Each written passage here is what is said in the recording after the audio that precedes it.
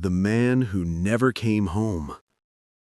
The night Tom Weaver disappeared, everything seemed normal.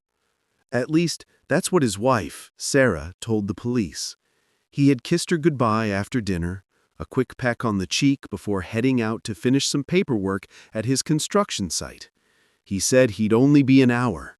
He even promised to bring home her favorite coffee from the all-night diner on the way back. But that was 3 days ago. And Tom Weaver never came home. Sarah sat on the couch that third night, still wearing the same cardigan she'd had on when she last saw him. The house felt colder without him. Too quiet, too still. Their dog, Baxter, hadn't eaten much since.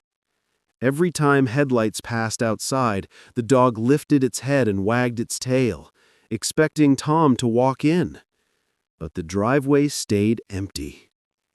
At first, Sarah had told herself not to panic. Maybe his car broke down. Maybe his phone died. Maybe he just needed some space. Things had been tense lately. Bills were piling up, and Tom had been distant. But when she found his phone charger still plugged in beside the bed, the unease settled deep into her bones. Something wasn't right. By morning, she went to the police. Officer Daniels, a man with kind eyes and a tired smile, took her statement. He asked all the usual questions: when she last saw him, what he was wearing, whether they'd argued. "No, we didn't fight," she said softly. He wasn't himself lately. Quiet. Distracted." "Distracted how?" Daniels asked. She hesitated. "He'd been getting these phone calls, late at night. He'd step outside to take them. When I asked, he said it was work, but I checked with his boss. There were no after-hours calls." Daniels wrote that down. "We'll check his phone records, and we'll start by searching the route between his site and the diner." That night, Sarah couldn't sleep. The wind howled through the trees outside, brushing against the windows like fingers. Every creak of the floor made her heart jump. At 2 a.m., she got up and went to the kitchen for water. That's when she noticed something strange. Tom's work boots, the ones he always wore, were by the back door, still muddied from the last day on site. But if he had gone straight from work to the diner, how were his boots still here? Her breath caught. She turned slowly toward the back door, the one that led to their small backyard. It was locked, but the lock looked different, scratched, like someone had fumbled with it. A sound came from upstairs, a soft thump. "Baxter?" she whispered. The dog's head lifted, ears perked, but then he started growling, low, deep. Sarah's heart pounded. She grabbed the nearest thing, a flashlight, and crept up the stairs, the wooden steps creaking beneath her. The hallway was dark except for the faint glow of the nightlight in the guest room. Another sound, this time from Tom's office. She swallowed hard, then pushed the door open. The room was empty, but the window was open, rain dripping onto the carpet, curtains fluttering. And on Tom's desk sat his old flip phone, the one he hadn't used in years. Its screen was cracked, but it was on. One new voicemail. Hands trembling, she pressed play. At first, there was only static, a soft hiss of wind. Then Tom's voice, faint, breaking up. "Sarah, don't... It's not safe. The man..." The message cut out. Her hand went cold. She replayed it twice, 3 times, but it always ended the same way.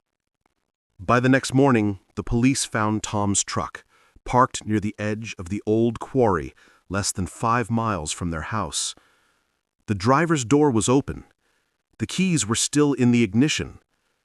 But there was no sign of Tom.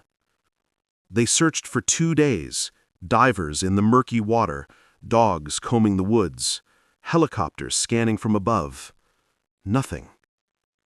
Officer Daniels came by that evening, hat in hand. "Sometimes," he said gently, "people just walk away." Sarah shook her head. "Not Tom. He wouldn't leave me." Daniels sighed.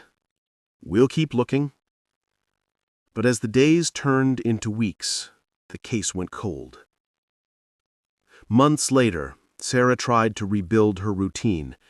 She went back to work, cooked for one, and told herself to stop looking at the driveway every time a car passed. But something inside her refused to let go. And then, one stormy evening in November, almost 6 months after Tom vanished, she got a knock at the door.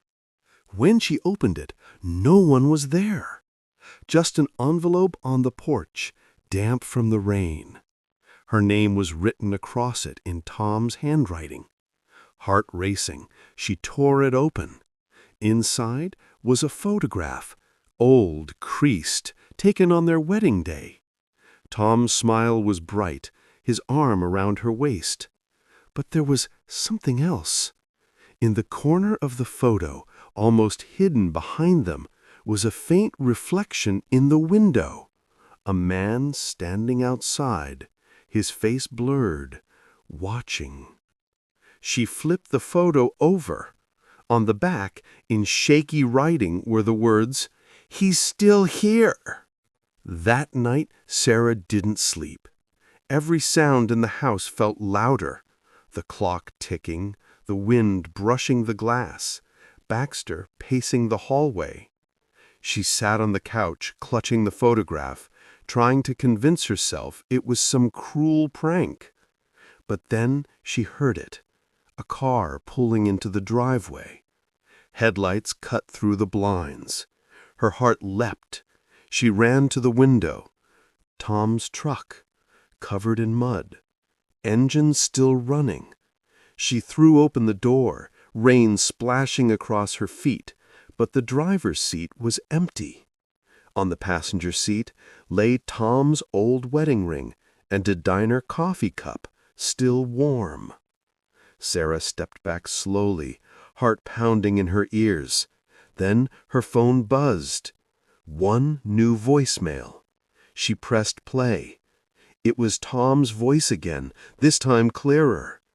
"Sarah, I tried to come home, but he won't let me leave." The message ended with the faint sound of breathing, then whispering. Not Tom's, someone else's. The police came again the next morning. They found the truck exactly as she described, but no ring, no coffee cup, and no voicemail on her phone.